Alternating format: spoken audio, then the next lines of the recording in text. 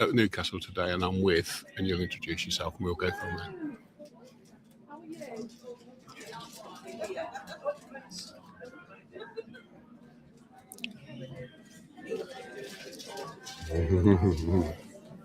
So here we are live from Newcastle, and I'm with my dear friend. Hi, I'm Paul Willcock From Hands of Healing. Paul, you've built up an envious reputation over the years with your work, crystals, and your healing, and you've got a great following. You love coming back. I know it's your home ground, isn't it, Newcastle? But go on, tell me. Obviously, we're basing ourselves a bit more down York. Obviously, Chantal, my gorgeous wife, is watching the stall, holding the fort. But yeah, we are basing more from York now. So coming back to Newcastle, coming back to the home feels amazing. Obviously, we've seen some amazing people as well. Do you like the vibes in York? Yeah. Do you? York's amazing. Do you think so? So we're doing the shambles on a Wednesday. We've had that. We went for that last year, and we had to build that up to become a permanent. So we do Wednesday there.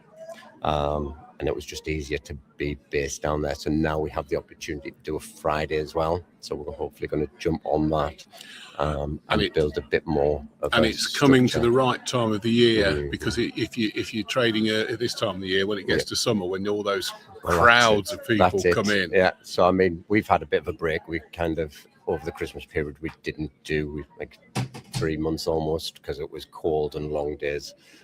So we kind of give it a break. But yes, as the summer comes back in, York is like its tourist capital. Like it's just heaving.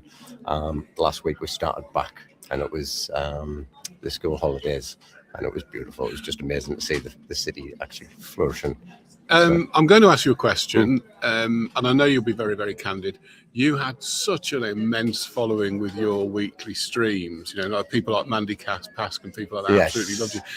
Was it because you were on the road that it changed, or it just stopped? I think. I mean, as things do. Yeah, I mean, the Facebook algorithms got messed up for a while, and then the viewing just kind of flopped, and I think they changed the settings, and it become top fans. And out of the 2,500 people that I've met and kind of built up, this I think 7 people. Yeah, I mean, in my top fans now, and so it's just. I mean, Chantal does a lot of our publicity now, and we get more from our personal page at the minute, because I'm terrible. You know, I've always self-professed that I'm no good at Facebook. You're a technophobe, aren't you? So I'll just say Chantal's been absolutely amazing at that and bringing us back up. So it got to a place a few years ago where it was a struggle. There's the stuff from China come out and just flooded the market. So we had to kind of rebuild ourselves, and obviously me and Chantal have built Portal Creations, where we're doing a lot of our own creations. We started making agates, slices with ghosty scenes and stuff, and they love them in York. They're amazing. And that is just us putting our magic, obviously Chantal and Paul create Portal. So the Portal Creations part of it is just infusing our magic and our love into a product that people are actually loving just because they're cute. And Chantal's all about cute. So. I think you're right as well. And if people are watching this, and I think it might creep up, because Paul has got one hell of a following across the country. In one stage, across the world, haven't you? Got lots of people. Well, yeah, I mean, we've even got friends from America now that have been seeing us, and they've kept in touch. Chantal's absolutely nuts about America. Like it's unbelievable. Like that OTT-ness of America. That's my wife. So let's come back to your. I mean, really, I think that's the thing. If you can get yourself an identity in anything, once that it becomes your possession, isn't it? Yeah, I think that's been half the battle, because obviously I did back in 2016 when I went through my awakening. I kind of come back with all of this energy, and I started doing the pyramids and the crystals. There was a big kind of following there. Yeah, absolutely. And then everybody else kind of jumps in. Super saturated. Yeah, so it's constantly trying to evolve, and I've found that personally a struggle. For like 2 years ago, I did hit a lull. I hit quite a state. Yeah, it's a lull, isn't it? And then obviously we've come back. I've met Chantal. We've kind of blossomed into a new era. Yeah, that's right. and I think the thing is as well, you definitely on the spiritual path, if you like, you definitely go through doldrums where you're in still water. There's not enough wind. life is a roller coaster. Yeah, It's the ups and downs of life, and especially the outside world. Well, I call it the candy floss.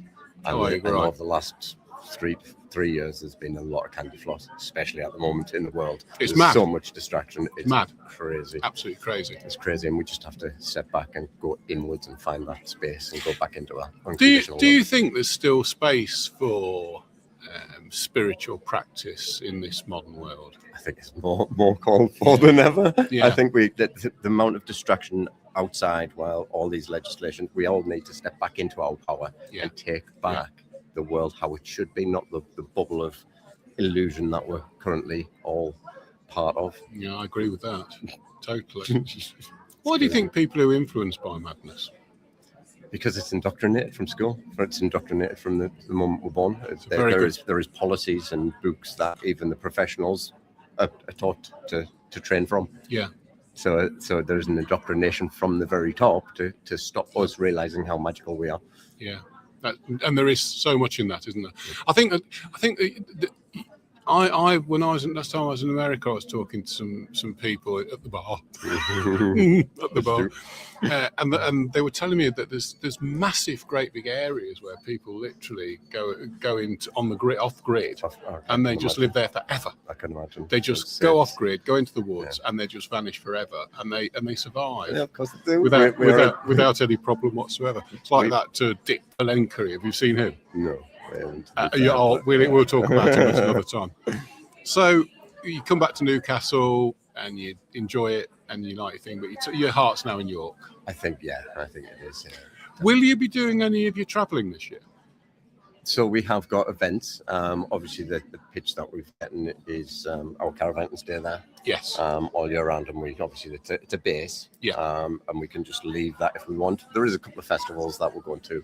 One of which we will need to take the caravan because last year Milo got really poorly because of the travel and the heat. Yes. And Somerset in July is really hot. So we're going to have to disrupt and take the caravan. But yes, we will be around the country. Excellent. Will you be working with healing as well as selling crystals? Absolutely. I mean, York at the minute, we've got one stall and it is just crystals. It would be amazing if we could get the stall next to us and turn that into Reiki and some kind of treatment. I know I did a Reiki session with the chair back in 2019 and that was fine. Again, adapting and just bringing it in. We don't have a base now for Reiki, but obviously Chantal's going to look into the sound again so that we can kind of work in harmony. Chantal can do sound, I can do Reiki, or someone can want us both, and we can do that combined energy, which magnifies. So healing's your priority, really? Healing, it's always about healing. The crystals are all about healing. We cleanse and clear and put fresh energies into the crystals with intention for that person to make their best self. Yeah. So, have you got? Do you heal people on one level or all levels? Is it emotional, intellectual, it's all spiritual? Levels. It's all levels. So for me, I clear through all of the. Here she is. Look, Chantal's here. Let's just. Yes. Here she is. Chantal's on with Trove. Hope she's hearing us loud and clear. Yeah, hopefully so. Yeah. So it's just a beautiful journey that we're on, and we do need that spiritual aspect because that's fundamentally what we are. We're all interconnected spiritual beings having an experience. You see, ultimately, you'll have a most profound book to write about your journey, won't you? I mean, I'm sure we've said that before, but me and my dyslexia and kind of. Things you can dictate them now, can't you? You can, yeah. Totally. Yeah. So I'm sure we'll have to get around to that someday. I'm sure I said about 5 years ago. Have you ever had your moments where you thought, oh God, I've just about had enough of this? So having a mystical experience, you understand that you are it. You are all of it, and nothing is separate from you. So all of the characters playing all of the different parts is just an experience in which we have come to partake in. Yes, we can change it, and yes, we can step into different timelines of this existence. But ultimately, you realize you're interconnected and you're an infinite being. There is no death. There is no beginning, there is no end. You are just an infinite being playing the characters of all people. And so it doesn't really concern you. It doesn't, because so spirit, who I am also spirit is playing the characters of everyone in my reality from my subconscious mind, from an experience of which I've wanted to, as source energy, wanted to experience. But then we take it back into the ego and kind of integrate that with the ego, and then you can become that person in that vessel. If you had a word or a thought for somebody to take on board who was troubled at this moment, what would it be? So belief creates reality. We put down all of these things that we think we believe. Yeah, you can change the world by changing a belief. So we don't have to believe what is being put down to us. We can look at the world and have our own inner beliefs and create harmony in your own life. I do agree with that. I do believe that. I believe you become totally what you think. Yeah. I think those final words of Stephen Blake when he died a couple of 3 weeks ago, when he says, ultimately the only thing we possess are our thoughts. I think it's a very profound statement. And of course, because he was entering his final sleep, I think that was his true realization about life, wasn't it? We are what we think. We are what we think. And so I think the things that we say, the spell casting and how we perceive reality, we speak it and it becomes, and then you go, see? I'm going to ask you a question here. And I'm sure there'll be people who watch this further on. Here's our lovely Stuart, who you know very well, Reiki master, Reiki teacher, fantastic guy. I always will say this in Nottingham area, Nottingham Reiki, established for decades. He promotes everyone. Absolutely fantastic. Stuart and everybody who's with Stuart, Di, his wife and whatever, they've formed something that is very, very special with Nottingham Reiki. Great for you to be here, Stuart. I really appreciate it. Let me come back to this question I'm going to ask you. Well, when you get somebody who thinks, I'm going to curse X, I'm going to do that horrible thing to them. What's your feeling on it? Right. So, curses. You can only curse yourself if you believe the curse that's coming to you. Wow, yeah, that's interesting. So you wouldn't be interested if somebody said, I'm going to curse you, just say, get on with it. Knock yourself out.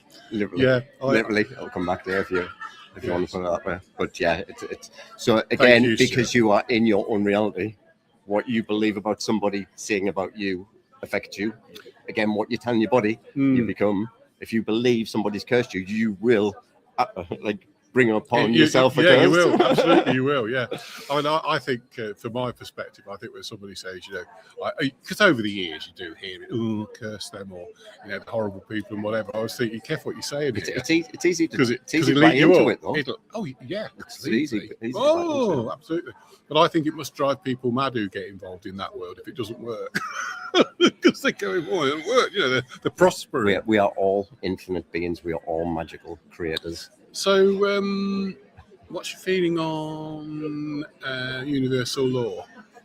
To be fair, it's vitally important that universal law is exactly what you get. So if you put something out there, you're going to receive it. It's again the magical steps of creating an existence. So whatever you're putting out, you're going to receive. So your spirit playing all of these characters is going to mirror everything that's going on in your mind. So if I put it to you that my feeling on it is actually what you consciously desire is not necessarily what your inner being desires. True. And what you get is actually truly what your inner being is wanting. Needing. Yeah. Not what you want here, but what you want on your inner being. And therefore, it's incredibly important to understand your deep self, your inner being, and if you're going on inside. Yeah, and if you want to really manifest something, before you can achieve that, you've got to actually totally understand who you are and what your principles are. Would you understand what energy you're putting out? Would you agree? Yeah, because if you don't know what energy you're putting out, if you don't realize you're doing X, Y, and Z subconsciously and creating with X, Y, and Z, if you're not consciously aware of what's going through your mind, then you're creating a world of you'll see you're creating the world that you live in. When we consciously. Paul is a healer too. and you and Ian and Liz bring all of us together. You find each other. Oh, wow, wonderful. Yeah, amazing. Absolutely amazing statement. So if you think that you got people treading a passive life, I've at 70, my feeling is that the less you have and the less you need, the richer you become. Yeah. And I don't mean richer you become financially. I mean the richer baggage. you are as a human being. Yeah, you have less. Why does that work? So you've got less attachments. You worry about things. Everything that's attached to you, candy floss, you're worrying about. It's holding your energy down. When we release them bonds, that candy floss, when we clear the energy, we elevate into a different platform where we can see differently. Because worry and failure is accumulative, isn't it? Yeah. It's like Down a bath spiral. dripping away, isn't it? And it drips. It's like a bath. It just drips, isn't it? Yeah. You put the plug in, you come back after a week, and that drips fill the bath up, isn't it? And that's how I always see about worry, anxiety. Floss, it's candy floss. Candy floss. It's wonderful. It's and the thing is, I think this thing that you talk about candy floss is accurate, because this illusion can taste very sweet, can't it? Like I say, we are literally born into the candy floss machine. We are told straight away that we are insignificant little human beings that can't do anything. Then we're taken to all the families' houses, the energy of the families, taking all of that, the area that you're in, the peers, friends, family, all of that. Then we go to school and we get a big conformity dose of candy floss.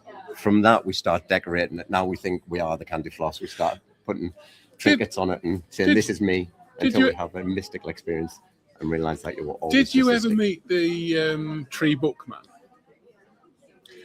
No. Well, he was floating around for quite a number of years, and it was amazing. And he used to get old bits of newspaper, and he used to wash it and pulp it down and turn it into paper. And then he used to get bark and sticks. And strippings of bark, thin strippings that you get. And he used to make this paper, and on the paper he used to make his own ink. God knows what he was doing. It could be soot or something. But he used to write these books on this paper that was recycled, and it really looked rough, thick and heavy. And they were bound with this bark. I think it was often like an elder flower top of bark, and they bound it up, and there was all sticks that was the spine, and the front and back was a bark that he'd pressed solid. And he used to sell these books, and he used to call them Book of Treasures.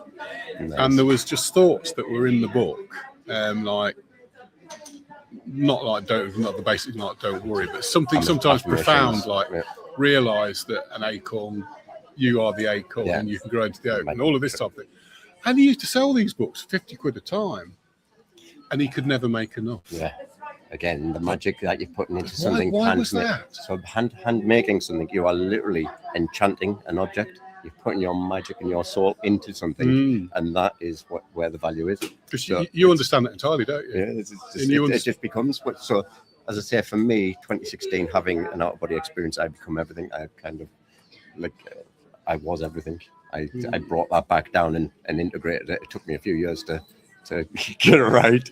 What did all your friends and foe who knew you previously think about your transformation? I'm nuts. Conspiracy theory nut job. Did that? Do you ever see them again? Not very often. You're not bothered by the sound of things. Yeah, the true friends are always there. And people that, the family members, they're always there. You don't need to speak to them from year to year. Like, they're just always there when you need them. Are you a total forward thinker? No, I'm probably like, I don't know, I flow with everything. I don't plan. Chantal's trying to get us organized, whereas I just be and try and. And do you think, does it work? Just going with the just going with the flow. Yeah, I mean, there's I suppose there's bigger steps in which we're now looking to take, which can expand further. But for me, just being in the energy, the energy is going to guide you where you need to be. Sure. Stuart's got to say, very true. In give me a few people to teach, I'm in heaven with no other needs for a few hours. See, that it's true, isn't it? It's like I think that's very true as well. Yeah, indeed, it's an energy thing, and he put his energies into each one he made. And that's the tree bookman we're talking about. I think probably Stuart's probably seen him. He was definitely about when Stuart was really active on the scene. I think that as well, when you look at people, I think people become so disillusioned so quickly with possession, don't they? Yeah. They've always got to have something more. In fact, I was having a conversation with the urban monk, Gary, earlier on, and he was saying, it when you're never satisfied with something and you're always craving something else, what in actual fact you're doing is giving all your work energy to everybody by yourself. Yeah. Everybody by yourself. Yeah. We were talking about money energy, probably, and it is important. Money energy is important. You've got to look after yourself, because at the end of the day, your energy is everything. Your energy is your value to you. I know you have a total understanding about the idea of money energy. It's a necessary part of life, isn't it? It's money energy, emotional energy, intellectual. They're all definitely need to be like there. I say, I struggled. I almost crumbled a few years ago. Survival just Did you? Yeah. Still playing catch up. We are still literally rebuilding the brand and rebuilding what we're doing. So we've been in limbo. While we were getting kicked out of our house, because obviously. So we're in limbo for that year and a half. We didn't have the creative stuff out. We had to make do with what we could.